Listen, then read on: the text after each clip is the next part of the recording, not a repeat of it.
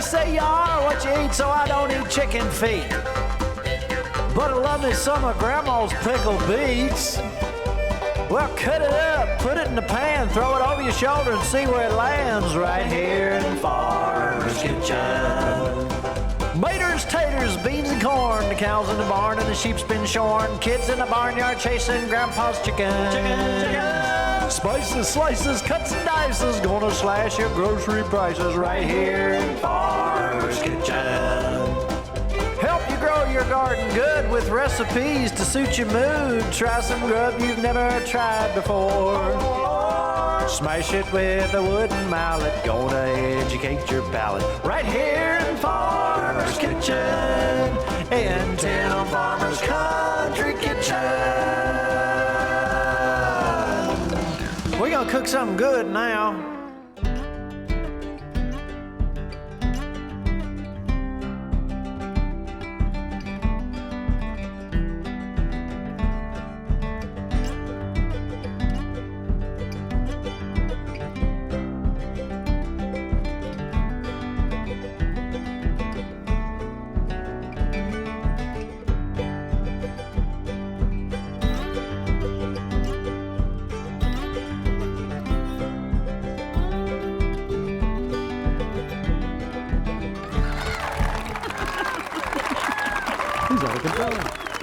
Welcome to Waveland for Tim Farmer's Country Kitchen in our outdoor kitchen. I like it. All right, tonight we're going to have Burgoo.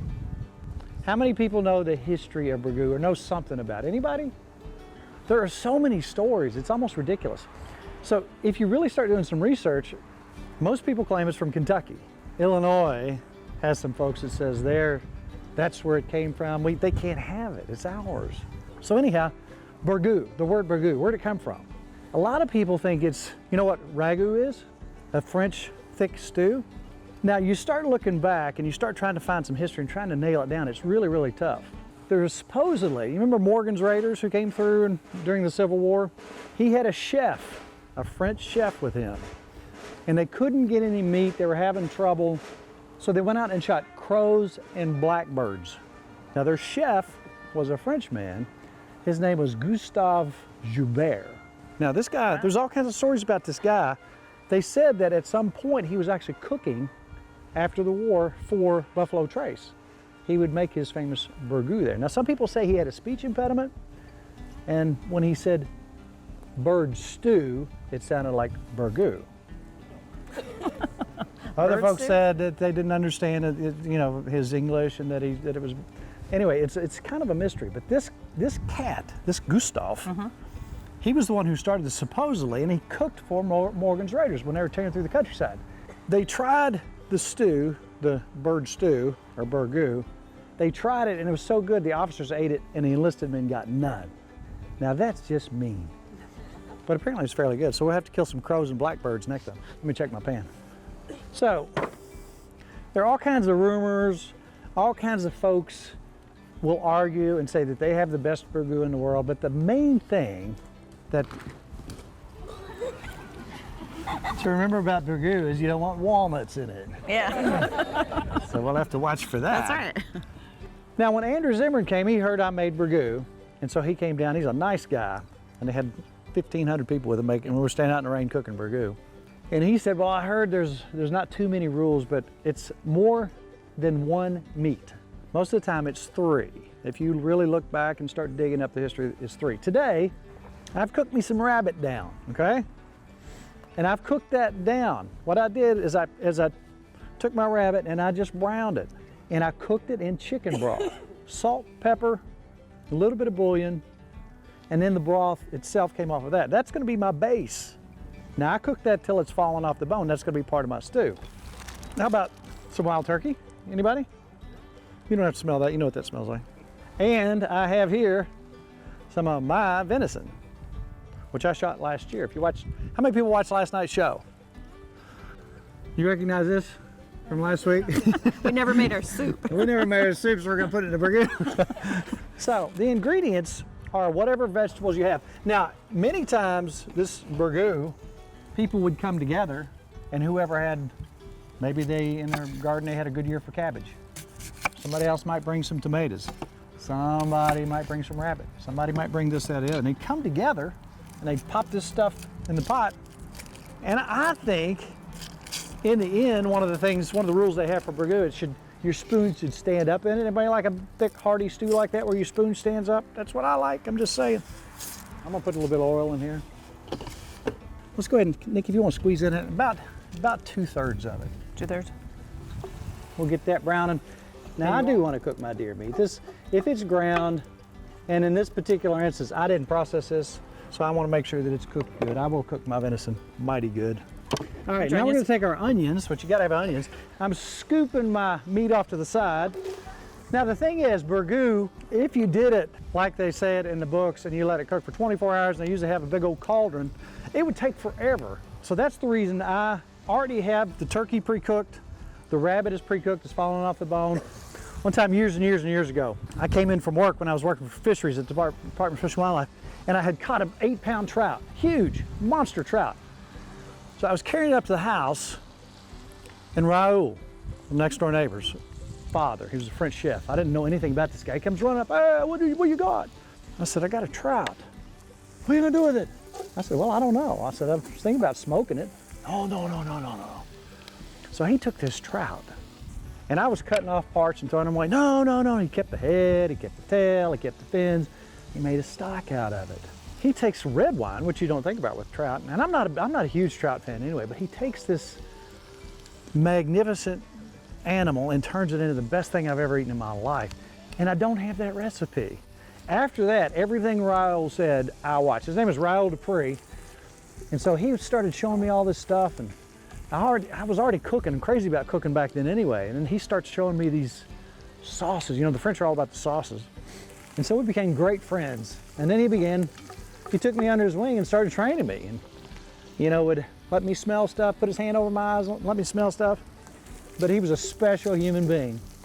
Now, what I've got now is some yellow looking sweet onions, and my meat is starting to get a little brown tint on it. If anybody wants to look before I go to the next step, that's where we're at. So remember this that we passed around?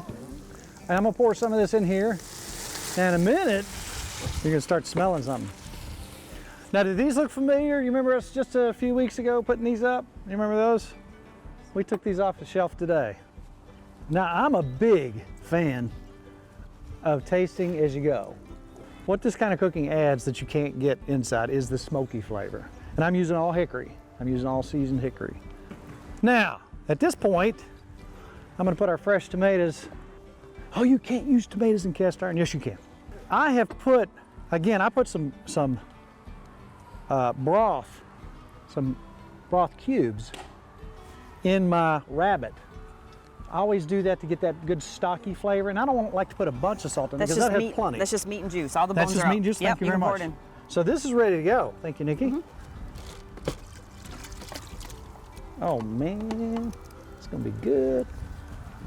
You know what next, Nikki? I think the cabbage. All right. How you want that cut? I would say squares like that. So, yeah. So then, down like this? Yep. All right. Perfect. So we have deer and rabbit so far, onions, tomatoes. I'm gonna, yeah, let me see where that goes. To me, who doesn't love cabbage? Does everybody like cabbage? Yes. I love cabbage. I just love cabbage. Now, with any dish like this is where a good chef comes in and says, okay, Tim, you need some salt, you need some sweet, you need these flavors to kind of bang around your mouth. So Raoul started showing me things like this. If you got a soup with any kind of stock in, especially this kind of soup, hey, get some red wine.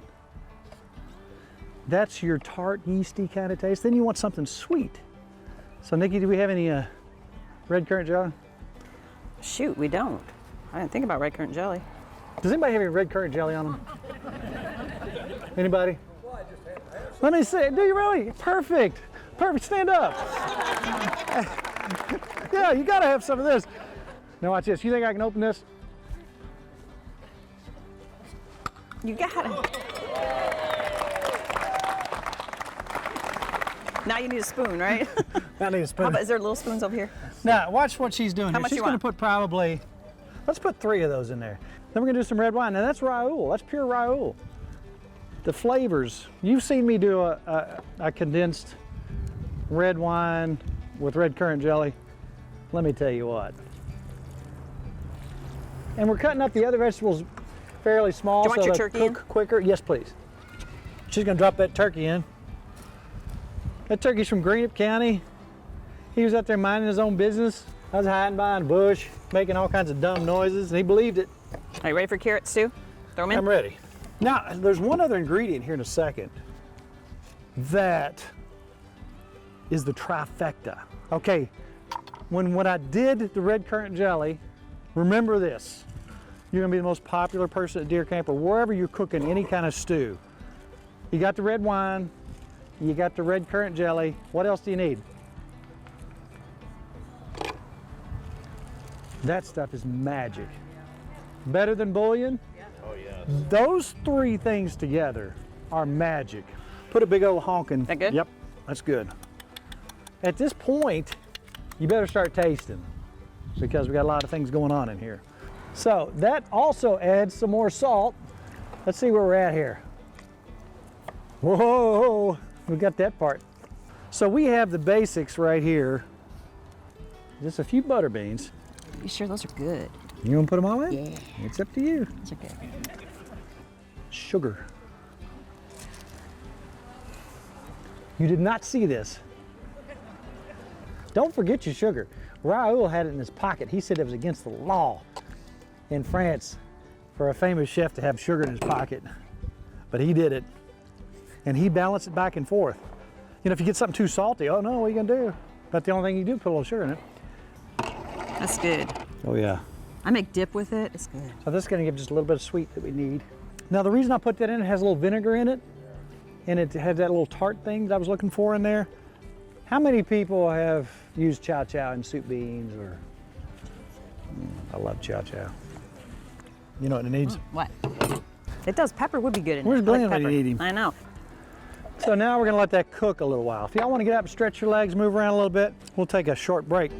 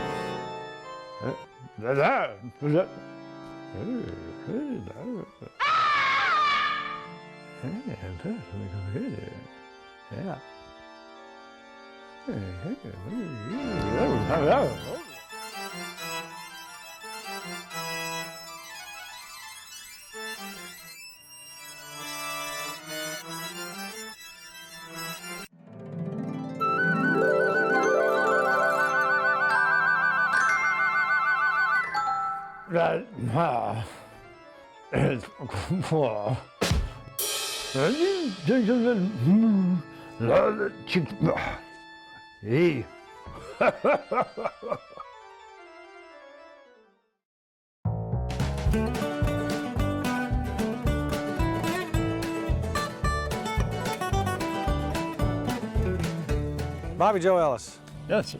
About time we come out here again. We haven't seen you in a while. Been a while, hasn't it? Beautiful fall garden you've got going here. Well, thank you. You know, most people, not most people, but your casual gardener thinks that in the spring you start your garden and about now you're done. No, Not Bobby Joe. no. When do you start thinking about planting your fall garden? Fall garden, I'll usually put it about the second week in August. Second week in August. Now, what are you going to plant? Broccoli, cauliflower, and cabbage. Now, I'm looking right here at some of the prettiest broccoli that I have seen in a long time. Beautiful cabbage, and they're not bitten up like the spring cabbages. Now, that's the reason I put out the stuff in the late fall, Now- where it's maybe eat up.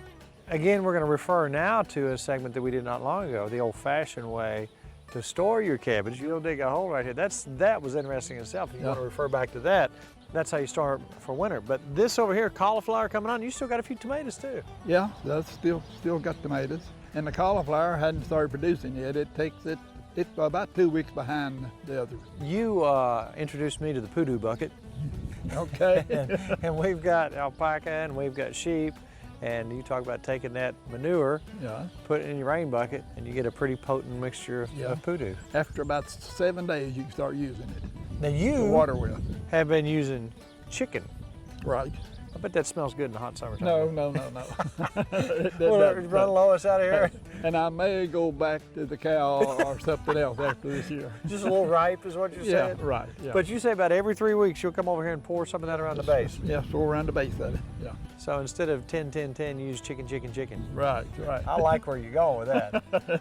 It's cheaper. It's cheaper. Yeah. It may not smell as good. You may want it downwind No wind. not downwind from your house. But beautiful broccoli, beautiful cabbage, beautiful. Looks like you might have some greens over there too. Yeah, and the greens on the other end of this. Uh-huh. We have froze a lot of greens in the last 2 or 3 days. Freeze is the operative word for today because I know Lois is in there taking some of this fresh cabbage and she's going to make. Freezer Slaw. That's an old-fashioned thing. You know Yeah. what? What do you like your freezer slaw? How do you like to eat it? Well, we usually take the cookouts and put it on, kind of adds to your hamburgers and hot dogs and things like that when you're cooking out. So basically, she takes this, puts it in a small container, enough for a get-together, Yeah, right. and boom, she takes it to the cabin in the woods, and Right. y'all are chowing down. Yeah. Well, I tell you what, let's go inside and see what Lois is doing. Okay, let's go.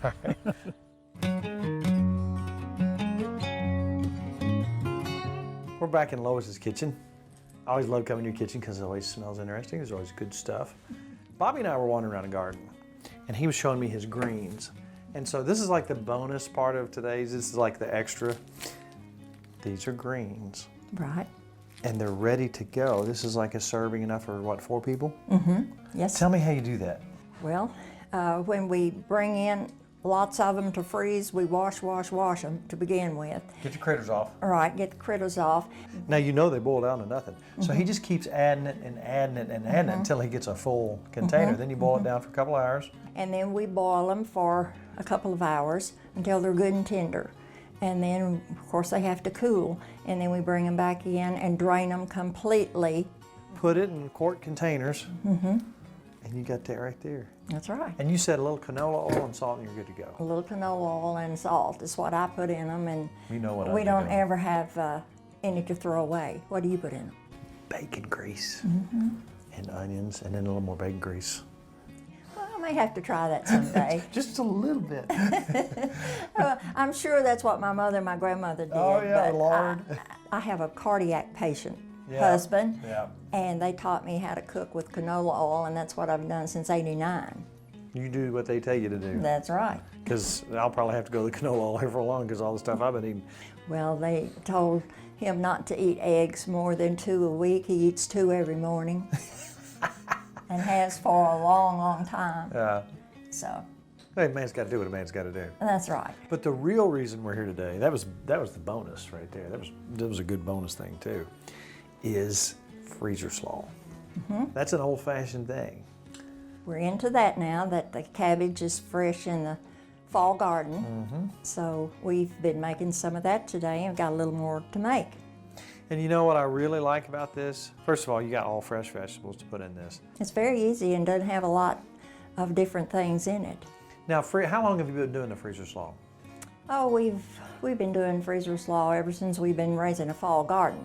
We make our sauerkraut in the spring, and then we do the freezer slaw in the fall. So, what, 20 years, 30 years? No, not that long. Maybe 10. 10 years? What turned you on to this? Well, of course, we really like coleslaw, and I just saw some recipes, and I thought, well, I'll give it a try, and it was really a big thing. Usually 1 bucket, do you, or sometimes you have to take 2? Well, usually I just take 1, and if I take 2, then we have a son-in-law who loves to take that leftover home with him, so. Okay, let's talk about how you make this. It sounds fairly simple, but I've already tasted it. I already snuck in there, and it's absolutely beautiful taste and leaves a great aftertaste in your mouth. What do you do to make this? Well, you just bring in the fresh vegetables from the garden. I have 3 vegetables in it: a carrot, a green pepper, and a head of cabbage. So if you're doing 20 of these or one of these, that's your basic recipe. That's my basic one recipe. One carrot to one pepper per head of cabbage. Right. Gotcha. And then there's a dressing that you put together and bring it to a boil. And then you let it cool to lukewarm before you add all your vegetables into it. And What is that now? What's your... it is 2 cups of sugar, 1 cup of vinegar, a 1/4 cup of water, a teaspoon of salt, and a teaspoon of celery seed. Now, I'll tell you what I'm going to do. I'm going to get myself right out of the way. I'm going to watch you make this. I'll talk to you from over there. I'm Okay. taking this with me. Don't All right.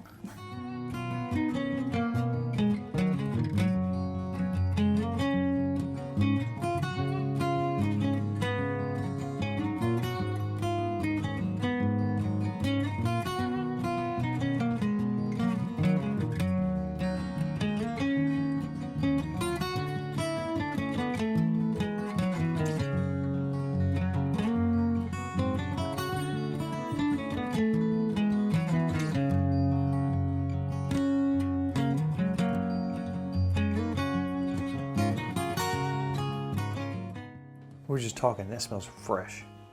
Everything about it smells. I already know what it tastes like because I already had some, but I want some more.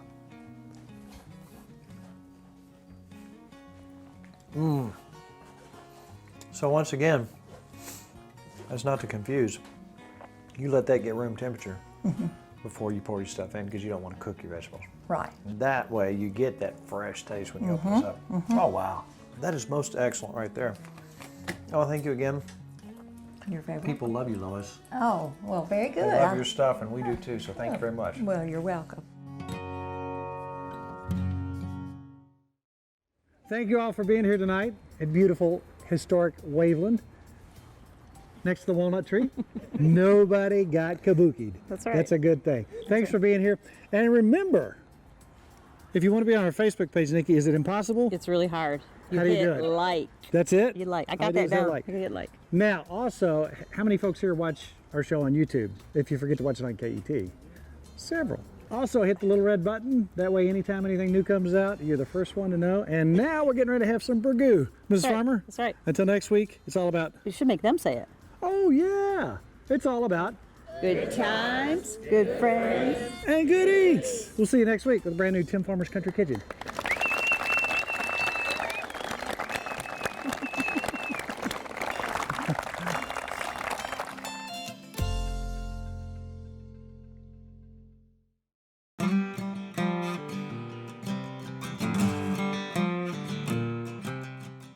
We have been catering for a lot of years, and I wanted everything to have a specific taste. Therefore, I had to come up with my own products. Right. A dry rub, chow chow, and our barbecue sauce are something that we use in all our catering gigs. I developed this barbecue sauce that is not the really thick, syrupy stuff that you get. This has more of a natural, it's got some pepper and onion flavor in it. You can actually see the particulates in there. You know, a lot of people are asking what we use our dry rub on. Now, obviously, pork and chicken are two of the more common things. Also, we've been using on our corn on the cob with butter. That is. I'm telling you, this That's stuff wonderful. with potatoes is fantastic. So 40 years in the making, Tim Farmer's Country Kitchen Dry Rub.